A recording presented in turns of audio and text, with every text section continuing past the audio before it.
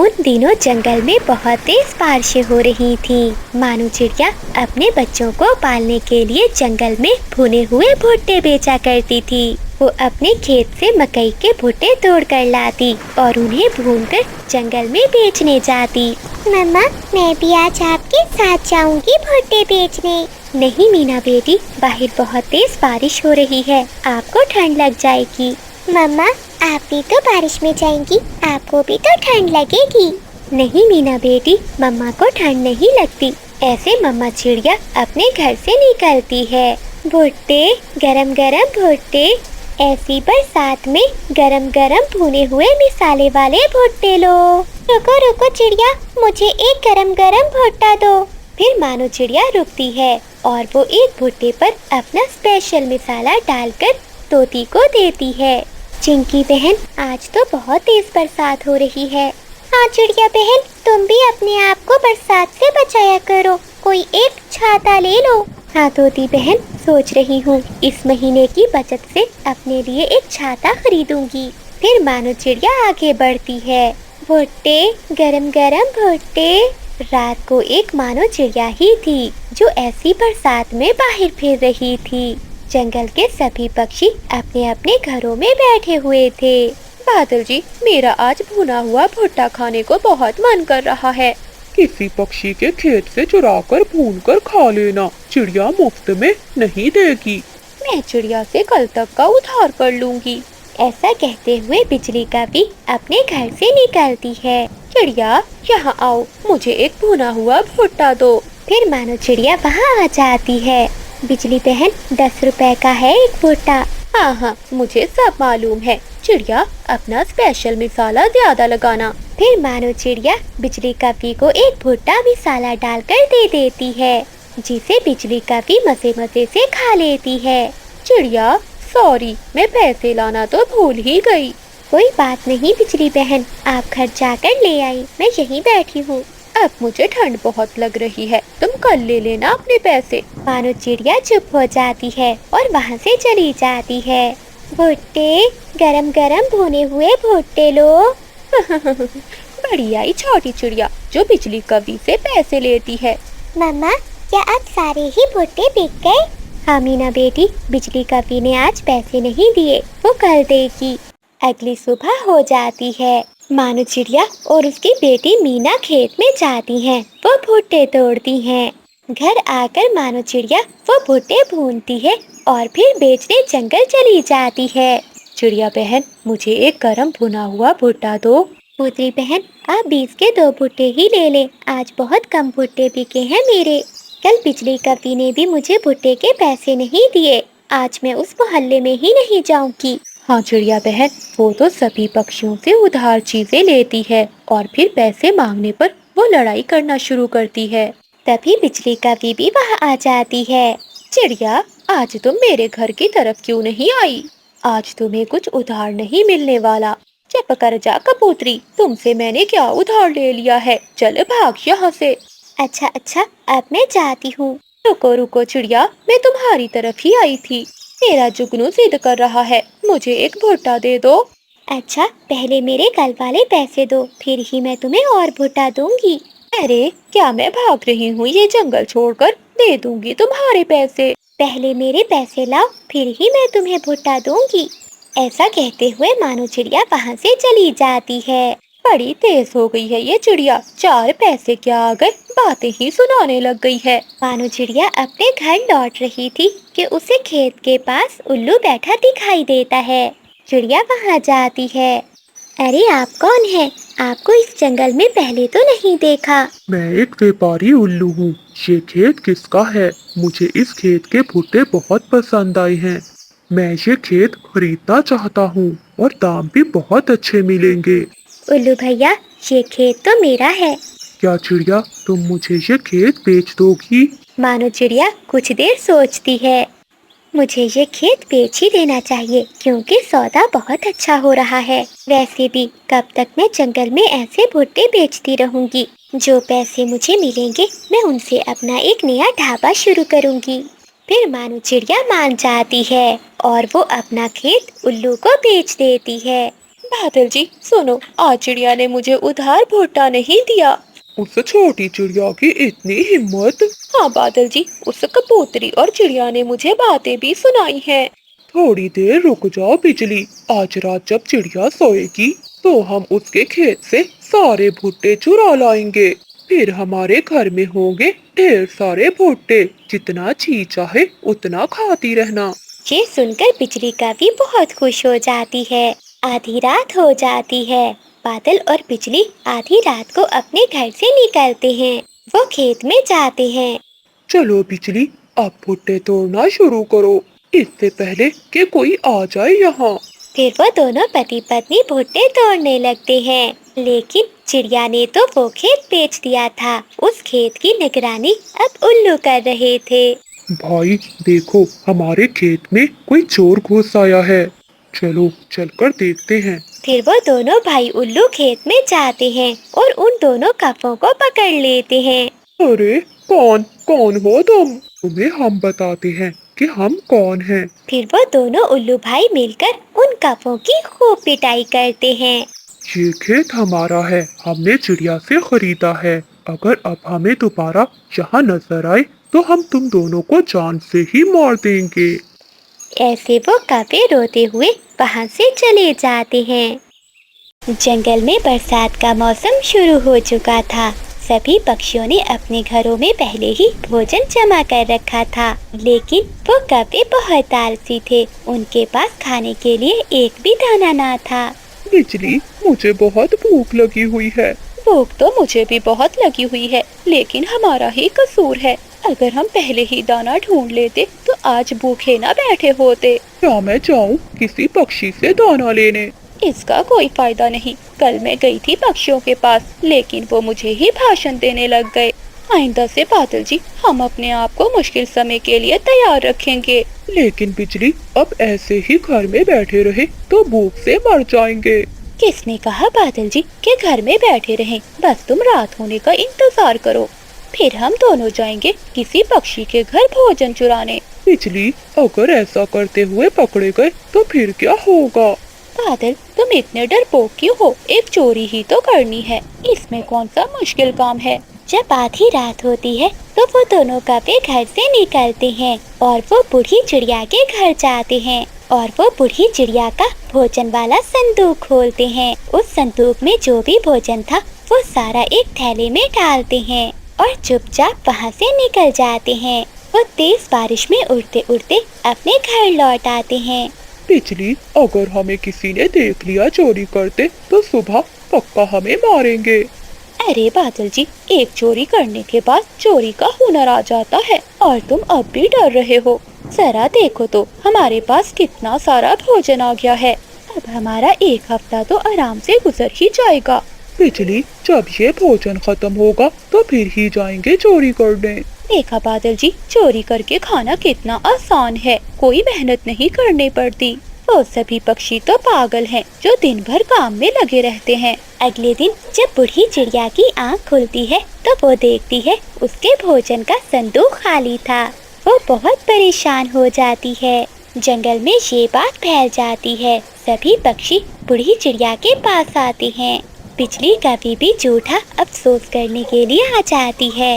ये तो बहुत अजीब बात है, रातों रात हमारे जंगल में चोरी हो गई। हम सब पक्षी तो बहुत ईमानदार हैं, जरूर ये किसी दूसरे जंगल के पक्षी का काम होगा। बिजली, हमने पूरा जंगल देख लिया है। अगर किसी और जंगल का पक्षी होता तो वो अब तक हमें नजर आ जाता। ये हम में से ही किसी का काम है। लो जी चिड़िया, तुमने तो हमें ही चोर बना दिया। तुम्हें क्या लगता है कि जरा से भोजन के लिए हम अपने ही जंगल में चोरी करेंगे? बिजली, तुम मेरी बात का गलत मतलब ले रही हो। बस बस, अब मुझे कुछ और नहीं सुनना। फिर बिजली कभी वहाँ से चली जाती है। बिजली, क्या हुआ? क्या कह रहे थे सब पक्षी? बादल जी, मैं तो उस छोटी चिड़िया को बहुत सीधा समझती थी, लेकिन वो तो बहुत चालाक है। फौरन ही समझ गई कि ये किसी अपने ही जंगल के पक्षी ने चोरी की है। बिजली, मैं तो कहता हूँ कि अब हम चोरी नहीं करते, हम मांग कर ही खा लिया करेंगे। वैसे भी हमारी कौन सा इज्जत है जो खाना मांगने से कम हो जाएगी। तुम चुप करो। चिड़िया के घर में बहुत बड़ी अनाज की बोरी पड़ी है, हम जाकर वो बोरी उठा लाएंगे, फिर हमें बार बार चोरी करने की जरूरत ही नहीं पड़ेगी। फिर वो दोनों पति पत्नी रात को बारिश में चिड़िया के घर जाते हैं। फिर बादल कप्पा वो अनाज की बोरी उठा लेता है। बोरी बहुत भारी थी। वो बहुत मुश्किल से उड़ता है। उड़ते उड़ते उसका पंख गिलास पर लगता है और गिलास नीचे गिर जाता है। मानो चिड़िया की आंख खुल जाती है। मानो चिड़िया कप्पों की पूंछ को देख लेती है। अगली सुबह मानो चिड़िया कप्पों के घर जाती है। क्या हुआ चिड़िया, अब अपनी शक्ल दिखाने यहाँ क्यों आई हो? रात को तुम दोनों ही आए थे मेरे घर अनाज की बोरी चोरी करने। कौन सी बोरी? हमने कोई बोरी नहीं चुराई। मेरी अनाज की बोरी मुझे वापस कर दो, वरना पुलिस बुला लूंगी। बुला लो, जब हमारे पास कुछ है ही नहीं तो तुम्हें क्या मिलेगा? जरूर, तुम दोनों ने ही बूढ़ी चिड़िया के घर में भी चोरी की होगी। छोटी चिड़िया, तुम्हें तो हर समय शक करने की आदत पड़ गई है। फिर मानो चिड़िया वहाँ से चली जाती है और वो तोते और कबूतर को कप्पों का बताती है। वो सब पक्षी कप्पों के घर आते हैं और उनकी तलाशी लेते हैं, लेकिन उन्हें वहाँ कुछ भी नहीं मिलता, क्योंकि कप्पे पहले ही सारा भोजन गुफा में छुपा कर आए थे। आधी रात को बादल कप्पा अनाज की बोरी गुफा से लेकर अपने घर की ओर जाता है। उसे जाता हुआ सुनहरी चील देख लेती है। वो जल्दी से उड़ती है और अपने पति के पास जाती है। सुनहरी, तुम्हें तो मैंने भोजन लेने भेजा था और तुम ऐसे ही लौट आई। कल मैं भोजन लाया था, आज तुम्हारी बारी थी। अरे पति जी, मुझे भी कुछ बोलने दोगे कि नहीं? आज मैंने कुछ ऐसा देखा है कि अब हमें रोज भोजन ढूंढने की जरूरत नहीं होगी। एक कप्पा बहुत बड़ी अनाज की बोरी लिए जा रहा था। अब हम उन कप्पों के घर में चोरी करेंगे। भोला जी, मेरे पास एक आइडिया है। फिर चील सारी बात अपने पति को बताती है। रात होते ही वो दोनों कप्पों के घर के बाहर आते हैं। वो कप्पों के घर के बाहर मिठाई का एक डिब्बा रखते हैं जिसमें नींद की दवा थी। चील दरवाजे पर दस्तक देती है और वो दोनों एक पेड़ के पीछे छुप जाते हैं। बिजली का भी दरवाजा खोलती है और वो मिठाई देखकर हैरान हो जाती है। बिजली का भी वो मिठाई घर के अंदर ले जाती है। अरे बिजली, ये मिठाई कहाँ से लाई हो? बादल जी, हमारे घर के बाहर पड़ी हुई थी ये मिठाई। मेरा तो पहले ही बहुत मन कर रहा था कुछ मीठा खाने को। फिर वो दोनों पति पत्नी सारी मिठाई खा जाते हैं। थोड़ी देर बाद वो दोनों गहरी नींद सो जाते हैं। फिर वो पति पत्नी चीलें घर में आती हैं और कप्पों का सारा भोजन लेकर वहाँ से चली जाती हैं। सुबह जब कप्पों की आँख खुलती है तो घर में कुछ भी नहीं था। बिजली, हम तो रात को सारे भोजन के साथ सोए थे, लेकिन अब ये सारा भोजन कहाँ चला गया? बादल जी, लगता है रात को किसी ने हमारे घर में चोरी कर ली है, जैसे हम दूसरों के घर करते हैं। क्या बात है बादल जी, आज बड़े खुश लग रहे हो। अब जल्दी से अंदर आ जाओ, बाहर बारिश हो रही है। बिजली, मुझे तो अब ये बारिश भी बहुत अच्छी लगती है। जरा देखो तो बाकी पक्षियों के घर पेड़ों पर कैसे घास फूस के बने हुए हैं। मेरे जैसा मजबूत घर है भला किसी का? नहीं है, नहीं है, और ये बात मैं तुम्हें कल से 100 दफा बता चुकी हूँ। बादल कप्पे ने अभी अभी बहुत बड़ा, सुंदर और मजबूत घर बनवाया था। दूसरी ओर जंगल के सभी पक्षी चिड़िया के घर में बैठे उसी की बातें कर रहे थे। चिड़िया बहन, मेरा तो मन कर रहा है कि मैं कप्पे का घर एक बार अंदर से देख आऊं। बाहर से तो बहुत बड़ा और सुंदर है। सच कहा कबूतर भैया, लेकिन मुझे नहीं लगता कि बादल कप्पा हम सबको अपने घर में जाने देगा। क्यों भला चिड़िया? क्योंकि बबली बहन जब से कप्पों का नया घर बना है, वो तो हम में से किसी पक्षी के साथ अच्छे से बात नहीं करते। वो सब बैठे हुए थे कि तभी तोता और तोती भी आ जाते हैं। क्या हुआ चिड़िया बहन, क्या बातें चल रही थी? कुछ नहीं तोते भैया, हम सब तो कप्पों की बातें कर रहे थे। उन्होंने अपना घर बहुत सुंदर बना लिया है। अरे दोस्तों, छोड़ो उन कप्पों के घर को। पता है, मैं और चीकू जी आ रहे थे कि हमें मौसम के पक्षी ने बताया कि अभी जो बारिश हो रही है ये तो कुछ नहीं, आने वाले 2-3 दिनों में बहुत तेज बारिश होगी। इसलिए हम सब पक्षी अपने अपने घोंसलों को पक्का कर लें। चिड़िया, मेरा घर तो बहुत कमजोर है, लेकिन मेरा मुरम्मत करने को जरा भी मन नहीं कर रहा। कबूतर भैया, घर तो मेरा भी कमजोर है, लेकिन घर की मुरम्मत तो करनी ही होगी। बारिश रुकने पर सभी पक्षी अपने अपने घरों को लौट जाते हैं। तोता तोती घर वापस जा रहे थे, तभी रास्ते में कौवों का घर आता है। चीकू जी, मैं क्या कहती हूँ कि मौसम की चेतावनी हम इन कौवों को भी दे देते हैं। भला इन कौवों को चेतावनी की क्या जरूरत, इनका घर तो वैसे ही बच जाएगा। नहीं नहीं, हमें बता देना चाहिए, इसी बहाने हम उसका घर भी देख लेंगे। हाँ, ये बात तो तुमने ठीक कही है। फिर चीकू तोता दरवाजे पर दस्तक देता है। अरे कौन है बाहर? बड़ा घर देखा नहीं क्या चले आए? बिजली का भी गुस्से में दरवाजा खोलती है। बिजली, हम मुंह उठाकर नहीं आए, बल्कि तुम्हारे भले के लिए आए हैं। ये तो चिंकी ने कहा, वरना हमें तुम्हारा भला करने की कोई जरूरत नहीं है। अच्छा, तुम मेरा क्या ही भला करोगे? जाकर पहले अपना भला करो। देखा भी है इतना बड़ा घर कभी? नहीं देखा और ना ही देखना है। बिजली और तोते का शोर सुनकर जंगल के सभी पक्षी भी इकट्ठे हो जाते हैं। क्या बात है तोते भैया, आप ऐसे लड़ क्यों रहे हो? चिड़िया बहन, मैं कौन सा लड़ रहा हूँ, इस कवि को ही ज्यादा पड़ लग गई है। मैं और चिंकी तो इन्हें बरसात की चेतावनी देने आए थे, लेकिन ये तो हमसे लड़ने ही लग गई। अच्छा, हमारा बड़ा घर देखकर तुम सबको जलन हो रही है ना? हमें तो बरसात की कोई चिंता नहीं है। चिंता तो तुम सब पक्षी करो, क्योंकि बाढ़ में तुम सबके घर बह जाएंगे। सभी पक्षी अपने घर को लौट जाते हैं। चिंकी भी अपने पति को लेकर घर जाती है। चीकू जी, आपको क्या जरूरत थी उस कवि के मुंह लगने की? तुम्हें ही जाना था उन कौवों को सूचना देने। घर क्या बना लिया उन कौवों ने, हवा में उड़ रहे हैं। देखना अब मैं क्या करता हूँ।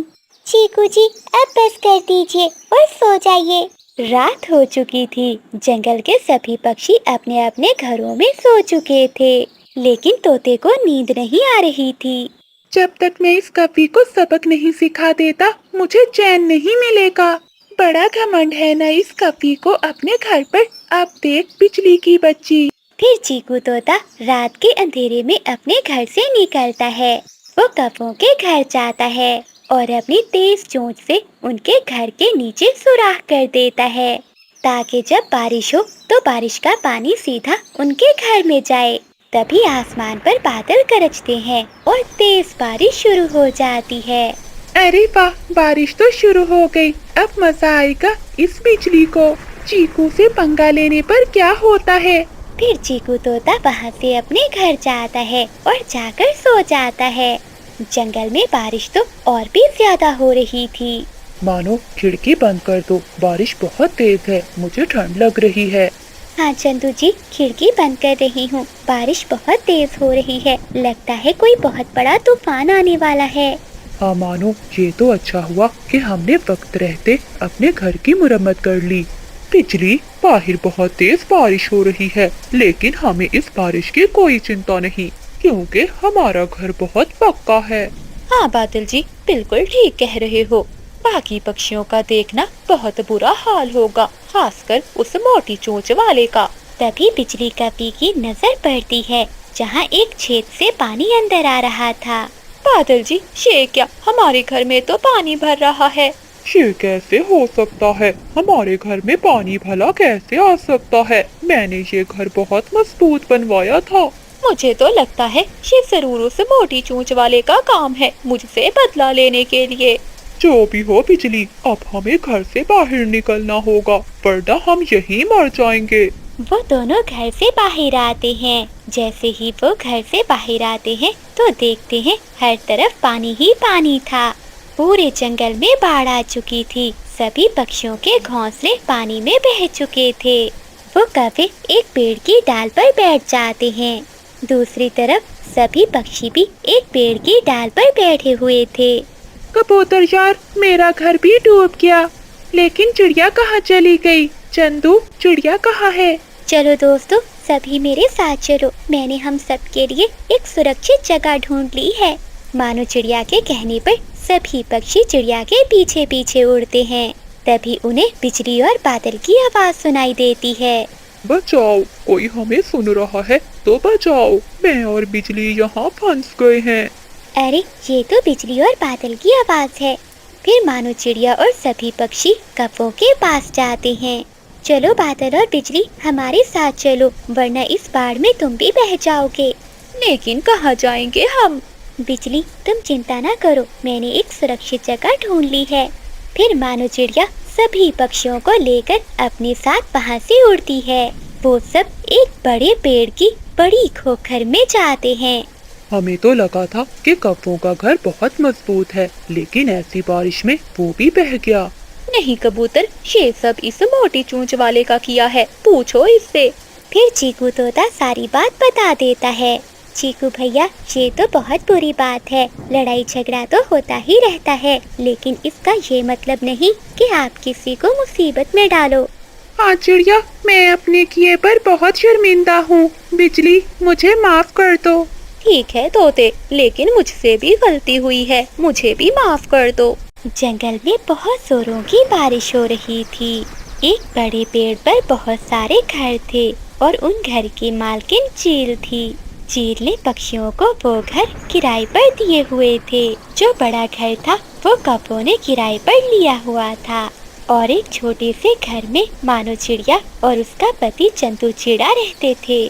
सुनहरी चील महीने की आखिर में सभी पक्षियों से किराया लेने आया करती थी।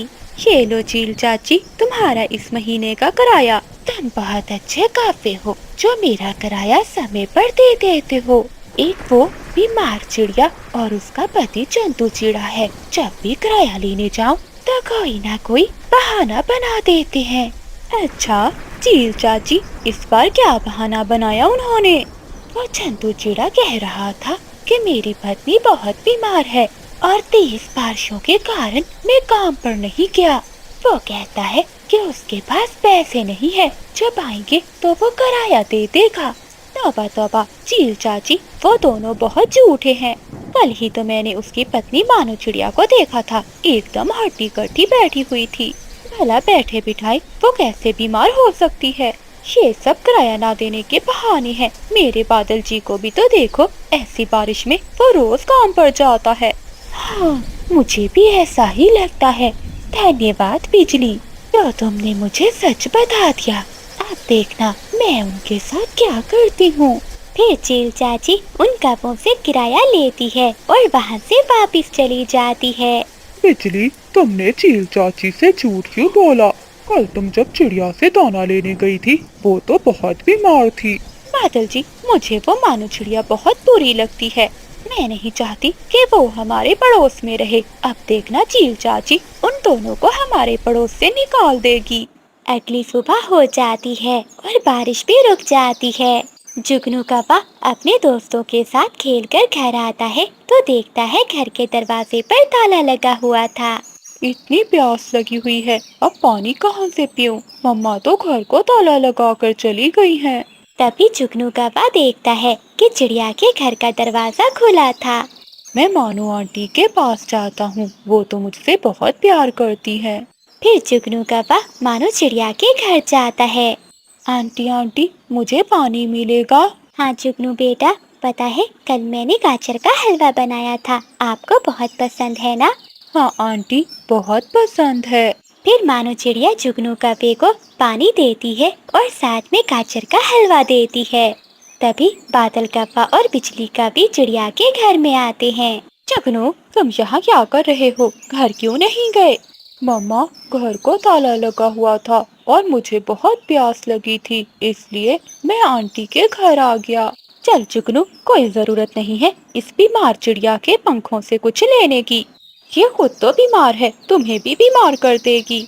बिजली बहन, ये आप क्या कह रही हैं? जुगनू को मेरे खिलाफ क्यों भड़का रही हैं? तुम चुप करो। गरीब और बीमार पति पत्नी, तुम दोनों यहाँ से चले क्यों नहीं जाते? तुम्हारे जाने से हमें भी चैन आएगा। लेकिन हमने किया क्या है जो आप हमसे इतनी नफरत करती हो? बस मुझे तुम जैसे बीमार पक्षी पसंद नहीं है। मैं तो कहती हूँ तुम जैसे गरीब पक्षियों को तो मर ही जाना चाहिए। बस कीजिए बिजली बहन, अब बहुत हो गया, आप जाइए यहाँ से। निकलोगी तो अब तुम यहाँ से, बहुत जल्दी चील चाची तुम्हें इस घर से निकाल देंगी। ऐसे चली कटी सुनाकर बिजली और बादल अपने बेटे को लेकर वहाँ से चले जाते हैं। रात हो जाती है। रात को जब चिड़िया का पति घर आता है तो चिड़िया सारी बात अपने पति को बताती है। चंदू चिड़ा कपों के घर जाता है। बिजली और बादल, दोबारा मेरी पत्नी को बेइज्जत करने की कोई जरूरत नहीं है। अच्छा, पहले कौन सा तुम पति पत्नी की इज्जत है, किराया तो तुम समय पर देते नहीं। तुम्हें चिंता करने की जरूरत नहीं है, चील चाची हमारी मजबूरी जानती है। अगले दिन फिर से बहुत तेज बारिश होती है। तेज बारिश में चील चिड़िया के दरवाजे पर दस्तक देती है। चंदू चिड़ा दरवाजा खोलता है तो वो देखता है कि चील दो नए किराएदारों को लेकर घर के बाहर खड़ी थी। जल्दी से ये घर खाली करो, अब ये घर इनका है।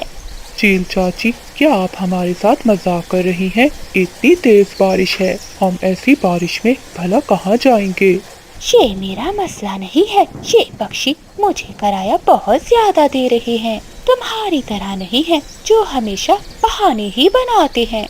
मानो चिड़िया भी घर से बाहर आती है।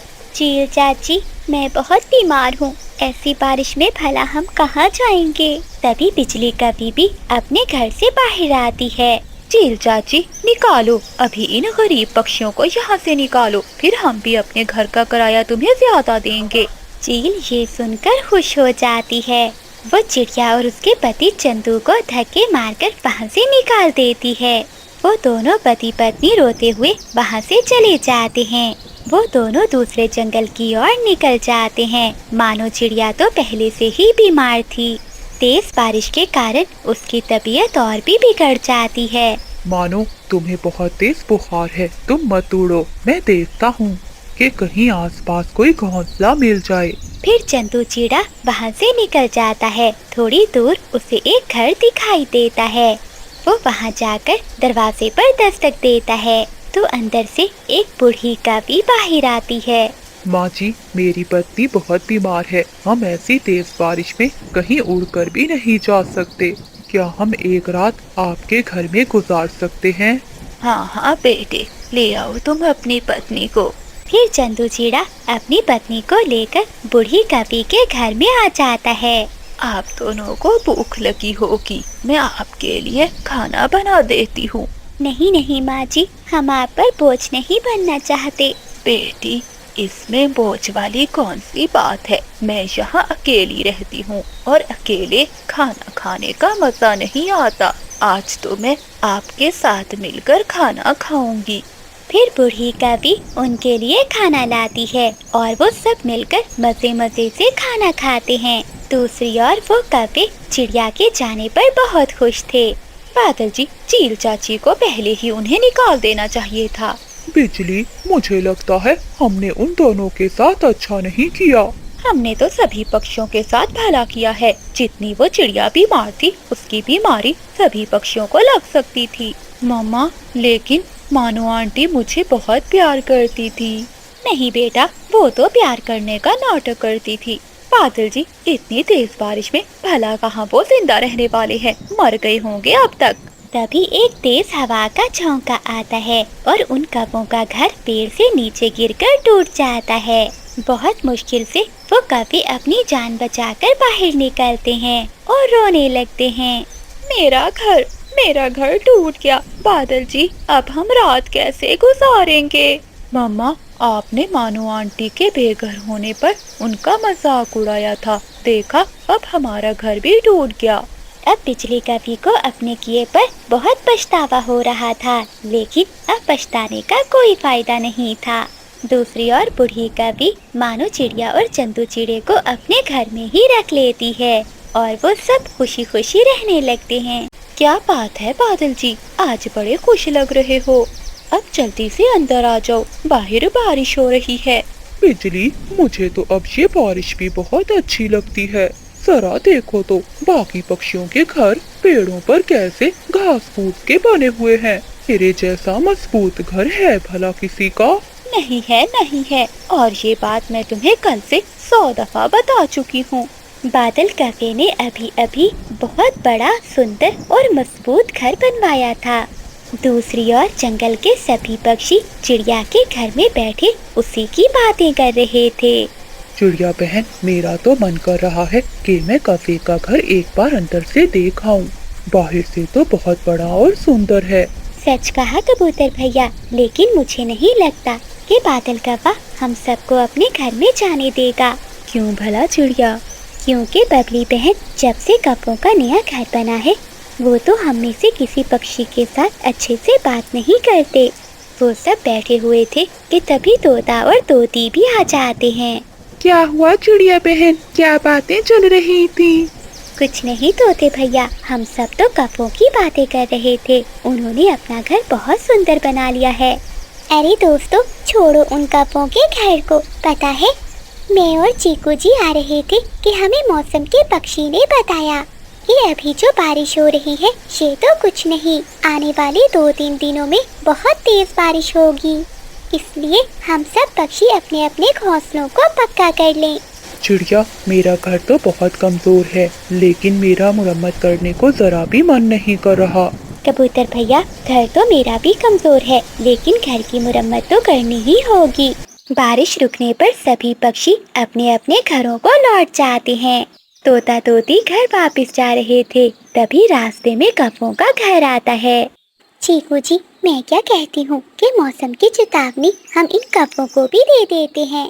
भला इन कौवों को चेतावनी की क्या जरूरत? इनका घर तो वैसे ही बच जाएगा। नहीं नहीं, हमें बता देना चाहिए, इसी बहाने हम उसका घर भी देख लेंगे। हाँ, ये बात तो तुमने ठीक कही है। फिर चीकू तोता दरवाजे पर दस्तक देता है। अरे, कौन है बाहर? बड़ा घर देखा नहीं क्या चले आए? बिजली का भी गुस्से में दरवाजा खोलती है। बिजली, हम मुंह उठाकर नहीं आए, बल्कि तुम्हारे भले के लिए आए हैं। ये तो चिंकी ने कहा, वरना हमें तुम्हारा भला करने की कोई जरूरत नहीं है। अच्छा, तुम मेरा क्या ही भला करोगे? जाकर पहले अपना भला करो। देखा भी है इतना बड़ा घर कभी नहीं देखा और ना ही देखना है। बिजली और तोते का शोर सुनकर जंगल के सभी पक्षी भी इकट्ठे हो जाते हैं। क्या बात है तोते भैया, आप ऐसे लड़ क्यों रहे हो? चिड़िया बहन, मैं कौन सा लड़ रहा हूँ? इस कवि को ही ज्यादा पड़ लग गए हैं। मैं और चिंकी तो इन्हें बरसात की चेतावनी देने आए थे, लेकिन ये तो हमसे लड़ने ही लग गई। अच्छा, हमारा बड़ा घर देखकर तुम सबको जलन हो रही है ना? हमें तो बरसात की कोई चिंता नहीं है। चिंता तो तुम सब पक्षी करो, क्योंकि बाढ़ में तुम सबके घर बह जाएंगे। सभी पक्षी अपने घर को लौट जाते हैं। चिंकी भी अपने पति को लेकर घर जाती है। चीकू जी, आपको क्या जरूरत थी उस कपी के मुंह लगने की? तुम्हें ही जाना था उन कपों को सूचना देने। घर क्या बना लिया उन कपों ने, हवा में उड़ रहे हैं। देखना अब मैं क्या करता हूँ। चीकू जी, अब बस कर दीजिए और सो जाइए। रात हो चुकी थी। जंगल के सभी पक्षी अपने अपने घरों में सो चुके थे, लेकिन तोते को नींद नहीं आ रही थी। जब तक मैं इस कपी को सबक नहीं सिखा देता, मुझे चैन नहीं मिलेगा। बड़ा घमंड है ना इस कपी को अपने घर पर। अब देख बिजली की बच्ची। फिर चीकू तोता रात के अंधेरे में अपने घर से निकलता है। वो कौवों के घर जाता है और अपनी तेज चोंच से उनके घर के नीचे सुराख कर देता है, ताकि जब बारिश हो तो बारिश का पानी सीधा उनके घर में जाए। तभी आसमान पर बादल गरजते हैं और तेज बारिश शुरू हो जाती है। अरे वाह, बारिश तो शुरू हो गई। अब मजा आएगा इस बिजली को। चीकू से पंगा लेने पर क्या होता है। फिर चीकू तोता वहाँ से अपने घर जाता है और जाकर सो जाता है। जंगल में बारिश तो और भी ज्यादा हो रही थी। मानो खिड़की बंद कर दो, बारिश बहुत तेज है, मुझे ठंड लग रही है। हाँ चंदू जी, खिड़की बंद कर रही हूँ। बारिश बहुत तेज हो रही है, लगता है कोई बहुत बड़ा तूफान आने वाला है। हाँ मानो, ये तो अच्छा हुआ कि हमने वक्त रहते अपने घर की मुरम्मत कर ली। बिजली, बाहर बहुत तेज बारिश हो रही है, लेकिन हमें इस बारिश की कोई चिंता नहीं, क्योंकि हमारा घर बहुत पक्का है। हाँ बादल जी, बिल्कुल ठीक कह रहे हो। बाकी पक्षियों का देखना बहुत बुरा हाल होगा, खासकर उस मोटी चोंच वाले का। तभी बिजली कपी की नजर पड़ती है जहाँ एक छेद से पानी अंदर आ रहा था। बादल जी, ये क्या, हमारे घर में तो पानी भर रहा है। ये कैसे हो सकता है? हमारे घर में पानी भला कैसे आ सकता है? मैंने ये घर बहुत मजबूत बनवाया था। मुझे तो लगता है ये जरूर उस मोटी चोंच वाले का काम है, मुझसे बदला लेने के लिए। जो भी हो बिजली, अब हमें घर से बाहर निकलना होगा, वरना हम यहीं मर जाएंगे। वो दोनों घर से बाहर आते हैं। जैसे ही वो घर से बाहर आते हैं तो देखते हैं हर तरफ पानी ही पानी था। पूरे जंगल में बाढ़ आ चुकी थी। सभी पक्षियों के घोंसले पानी में बह चुके थे। वो कौवे एक पेड़ की डाल पर बैठ जाते हैं। दूसरी तरफ सभी पक्षी भी एक पेड़ की डाल पर बैठे हुए थे। कबूतर यार, मेरा घर भी डूब गया, लेकिन चिड़िया कहाँ चली गई? चंदू, चिड़िया कहाँ है? चलो दोस्तों, सभी मेरे साथ चलो, मैंने हम सब के लिए एक सुरक्षित जगह ढूंढ ली है। मानो चिड़िया के कहने पर सभी पक्षी चिड़िया के पीछे पीछे उड़ते हैं। तभी उन्हें बिजली और बादल की आवाज सुनाई देती है। बचाओ, कोई हमें सुन रहा है तो बचाओ, मैं और बिजली यहाँ फंस गए हैं। अरे, ये तो बिजली और बादल की आवाज है। फिर मानो चिड़िया और सभी पक्षी कौवों के पास जाते हैं। चलो बादल और बिजली, हमारे साथ चलो, वरना इस बाढ़ में तुम भी बह जाओगे। लेकिन कहाँ जाएंगे हम? बिजली, तुम चिंता ना करो, मैंने एक सुरक्षित जगह ढूंढ ली है। फिर मानो चिड़िया सभी पक्षियों को लेकर अपने साथ वहाँ से उड़ती है। वो सब एक बड़े पेड़ की बड़ी खोखर में जाते हैं। हमें तो लगा था कि कौवों का घर बहुत मजबूत है, लेकिन ऐसी बारिश में वो भी बह गया। नहीं कबूतर, ये सब इस मोटी चोंच वाले का किया है, पूछो इससे। फिर चीकू तोता सारी बात बता देता है।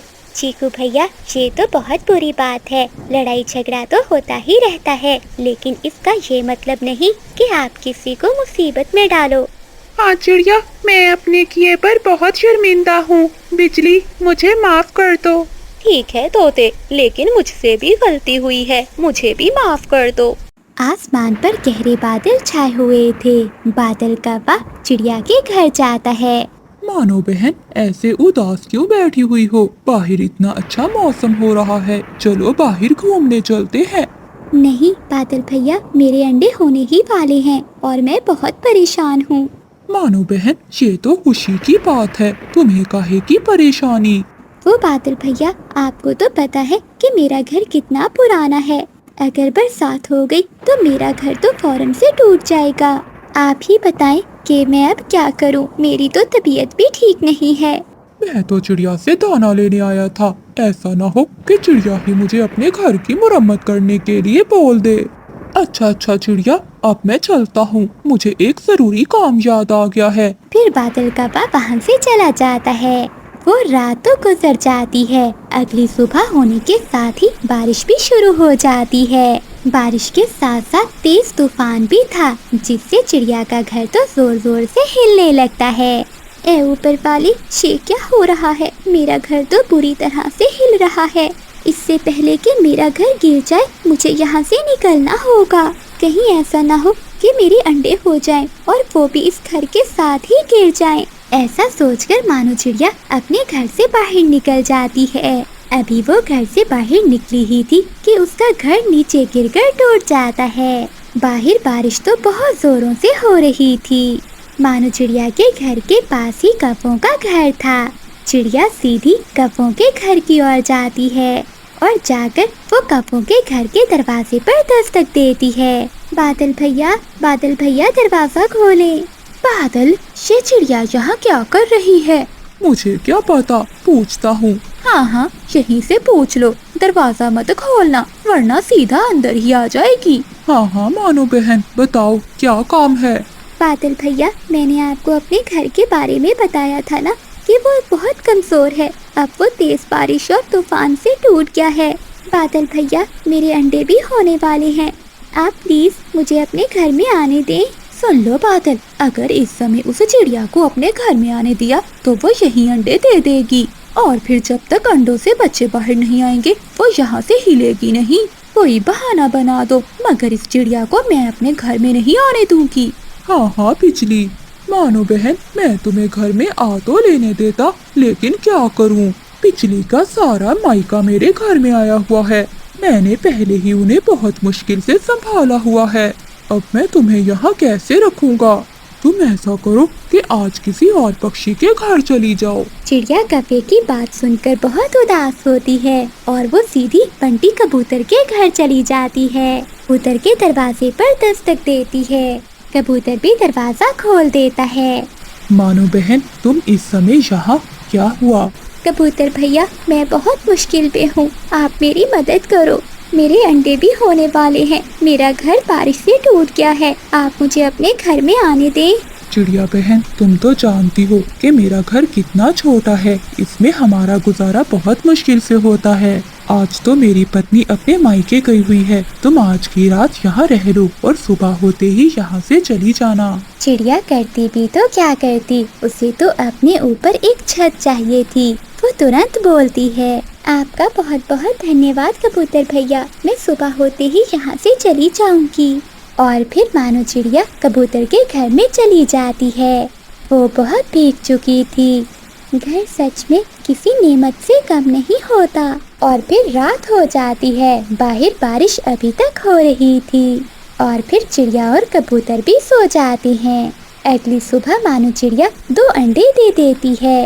अब मैं क्या करूं? अपने अंडों को लेकर कहाँ जाऊं? बारिश भी रुकने का नाम नहीं ले रही। लेकिन मुझे बाहर जाना होगा अपने लिए और अपने अंडों के लिए। कोई ना कोई तो बंदोबस्त करना होगा। फिर चिड़िया कबूतर के घर से अपने अंडे लेकर बाहर चली जाती है। वो इधर उधर देखती है कि वो कहाँ अपना घर बनाए। तभी चिड़िया की नज़र सामने एक पेड़ की खोखर में जाती है। मैं क्यों ना इस पेड़ की खोखर में ही अपना घोंसला बना लूं।